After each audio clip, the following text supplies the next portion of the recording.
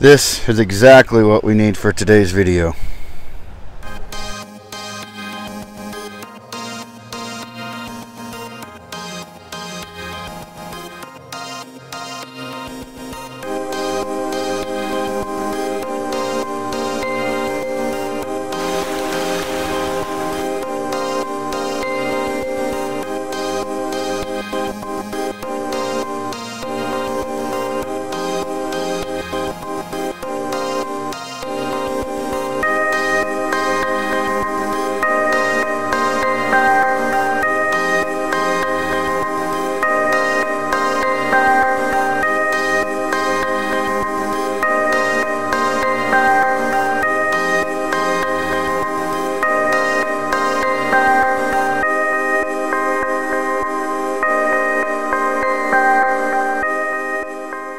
How's it going, everybody? Thanks for tuning in today. I've got a really cool video planned for today, and hopefully the weather will cooperate. If you can't tell, it's getting ready to storm, so gonna try to get this done here out near the lake first and then head back into the woods. So I apologize about the wind. I've got my mic really close, so hopefully that helps. But what I just showed you is a huge downed cottonwood.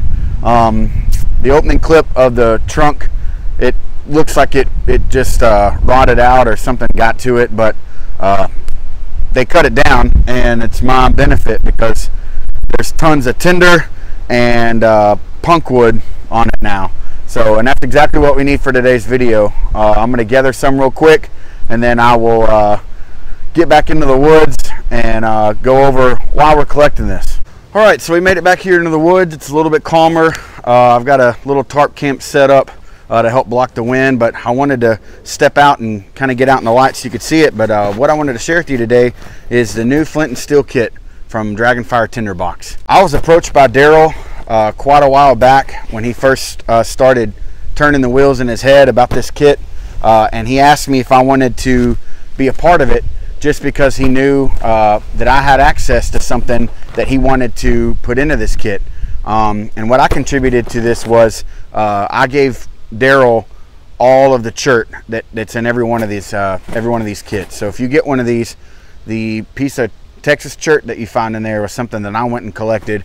I've got a sweet little honey hole, and I literally went through and picked the best pieces that I could find. And earlier this year, when I was up in Ohio for the Pathfinder gathering, I gave them, you know, an overflowing 5-gallon bucket full. So that should be a good start for him to put in this kit. Everything in this kit is just very well thought of, and more importantly, it's high quality. I want to buy something one time and just know that that's what I'm going to be using, just that buy once, cry once mentality.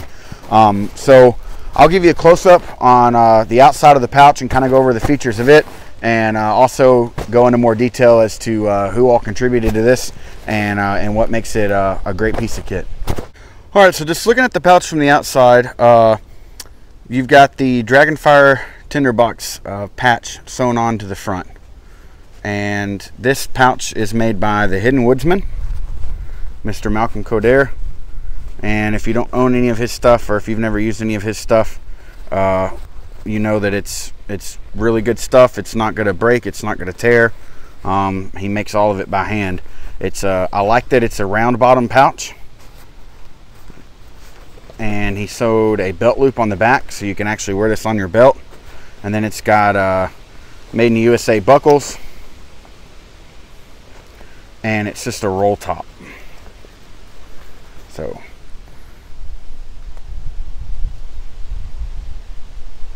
I'll just have this this orange panel out so you can see it better, contrasted against the lease. But you have your pouch from Malcolm. Here's the size of my hand, so it's about two hand lengths long. And then inside the pouch, you have some of Dragon Fire Tinder Box's char cloth, which, if you've never used this before, it's really good stuff. I don't know what they make it out of, but it's a woven material. And I like that it comes with pieces that are already somewhat frayed on the ends, but it's like a woven material that it works really well. And just in case you weren't aware, they do have these tear spots at the top of their pouches, but all of them open from the top. You don't have to tear any of their pouches, even their extreme tender pouches. That way they're reusable. So you've got char cloth, some of the best fat wood that I've ever seen. I don't know if this is picking up on camera, but look at all of the resin just oozing out of it. And he drills a hole in it so that you can tie a lanyard to it. But a really good chunk of fat wood. I mean, that's a ton of fires right there, just scraping the corners of it off. You get a piece of Chert from me. Good piece of Chert. You'll see different kinds. You'll see like blue, Texas blue Chert, and some Texas rose Chert, the red Chert. You get a Tinder Bundle, already pre-made for you. You get his Tinder in a tin, which I will go over here in a second. Really nice, huge, like big, substantial tin.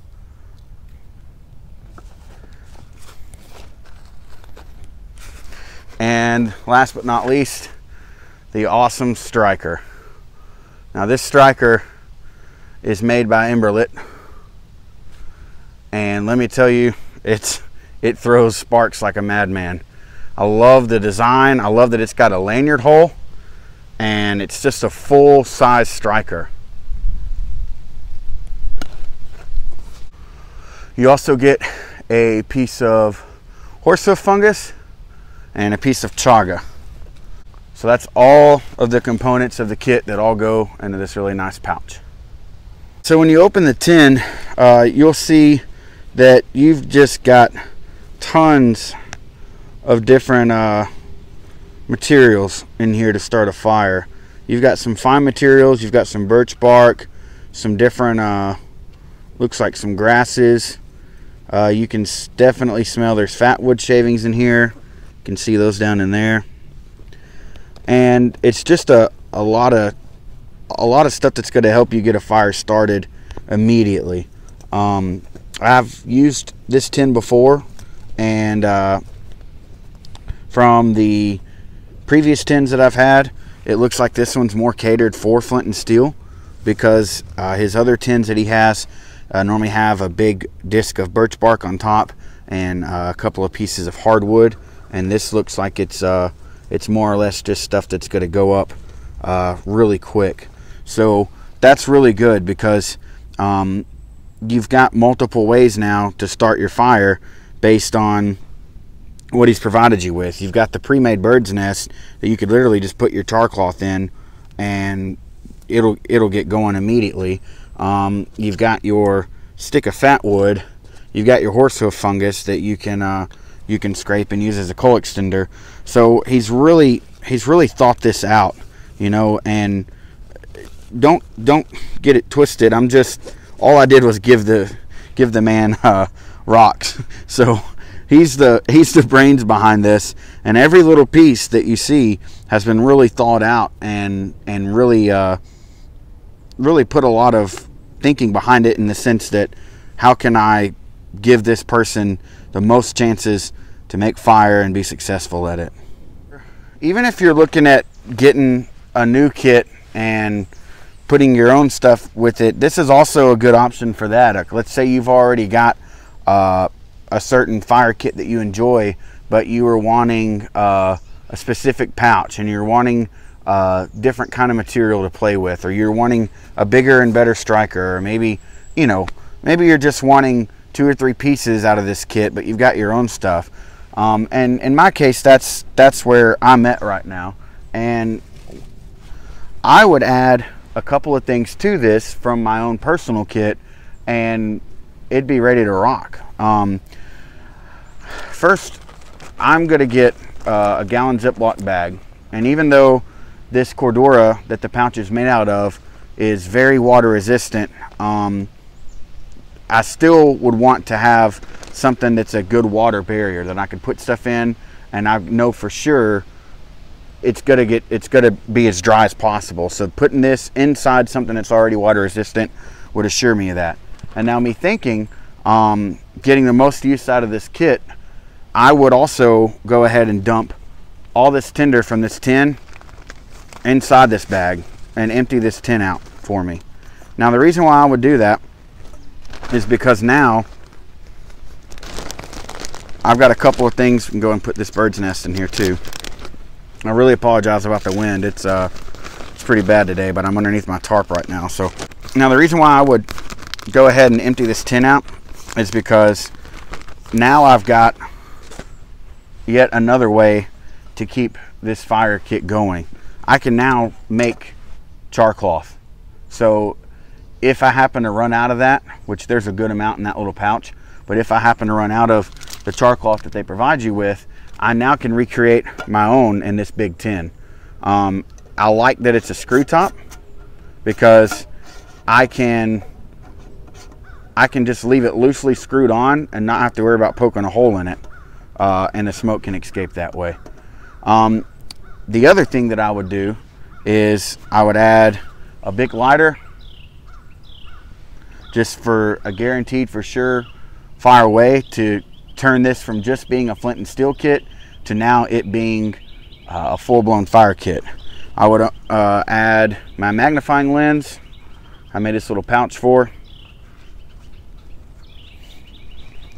And then I would add a way, if I absolutely had to, I could do primitive fire. And this is just a socket that I got from a buddy, Snap-on John. And this is my bearing block. So now there's absolutely no method of fire that I can think of that I can't get. I already carry a ferro rod in my pocket. I could probably throw another one in here with it and give me two, but yeah, now I've got pretty much everything I can think of. So another reason why I would empty this tin out is just because the way that I am, I like everything to kind of be contained and not rattling around everywhere. So I would put my chert, my char cloth, my striker, all of this stuff in this tin after I've made a batch of char cloth. So that's another reason why I would empty this out. Now, the striker, it's not only serves as a Flint and Steel striker, but it's also got a sharp enough of an edge that you can actually scrape some shavings off this piece of fat wood.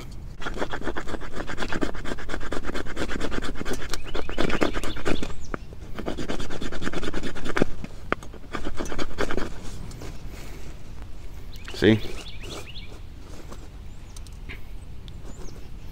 So that's got multiple uses also.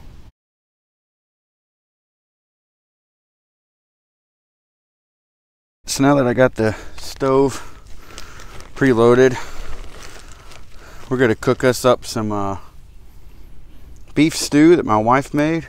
I'm just going to be reheating it, and then after that I'll make some coffee. But I'm not going to need this whole bird nest that Daryl gives you, or that Daryl and Chris give you. So I'm going to pull some of this fine stuff, and I'm going to pull a little bit of the outside stuff, just enough to get a flame going. Because I preloaded a little bit of birch bark in the stove, and then I'll also put some of the other finer tinder. So I'll just kind of wrap this around and put this flash tinder stuff that he gives you on the inside. Get a piece of his char cloth. The way that I prefer to do my Flint and Steel is I put the char on top of the rock. And then here, before I get this going, just check out these sparks that it throws. You ready?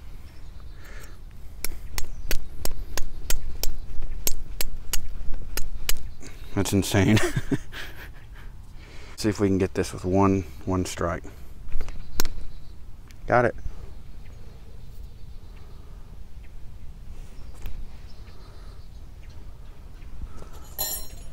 All right, so then we've got the char cloth going.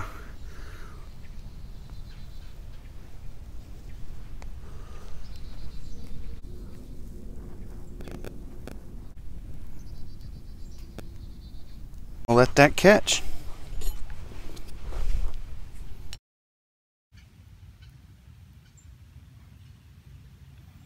Well, I ended up having to add some more fuel from the pouch to get it going, but it looks like we're gonna be going good. I didn't load it up the best. I was kind of rushing it, so. But what I have here is I just froze the beef stew my wife and I had for dinner the other day. So got some sirloin tips and all that in there, and I'll just put all that in my canteen cup and warm it back up. And I've actually got a piece of cornbread too that I'll crumble up in it, because that's how I eat my stew. I crumble the cornbread up. There's the beef stew. Shouldn't take long at all. And our stove is going pretty good now. Here comes the rain. Starting to sprinkle. My little camp is just a mess. I brought some coffee creamer with me because I plan on having some coffee after this for dessert. Just been having a good time, but it's starting to sprinkle. The stove's still going, and I'll check the stew here in a little bit.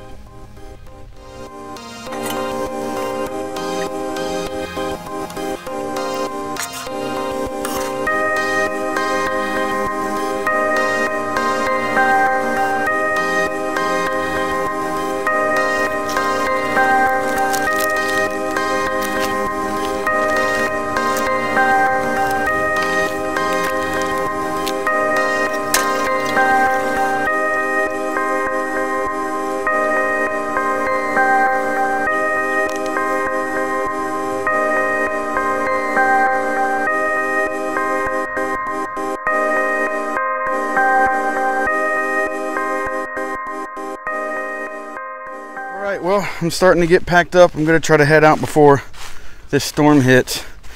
But it's really fun using this kit and trying it out. There's a lot of potential with it. I just showed you a few things you can do to add on to it and to change it up. I'm sure you're wondering why I showed those clips in the beginning of me gathering that cottonwood bark and that cottonwood, that punkwood. Well, it's because that's part of the fun with this kit, is you can add to it, put your own tinder in there, make your own char using punkwood, cattail fluff, whatever you can find. And that's definitely what I'm going to be doing with this. You don't have to stress about using the tinder that they provide you, because you can just start collecting your own. So check this kit out. I'll put a link in the description box as to where you can find it and all the details about it. Thank you for watching. Hope you've had fun. Hope you enjoyed this. And the main thing is get out in the woods, enjoy it, have fun, and have a good Thanksgiving, everybody.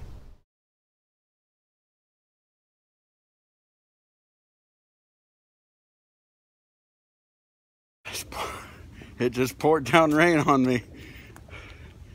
Having a fun walk back. This is an old highway that's just been overgrown and blocked off now with metal fences, big iron gates and stuff, but it's a quick way, instead of walking through the woods, to get back to where I was. I just saw a super fresh pile of coyote scat. I mean, literally with just in the last hour or so, because it wasn't here on the way in, and I've been here for, I was there for about 5 hours today hanging out. So that's cool that coyote came by between when I got here and just now. So had flies and stuff all over it, but yeah, having a good time. Got about 30 more minutes of walking until I get back to my truck, so it's fun in the rain for sure.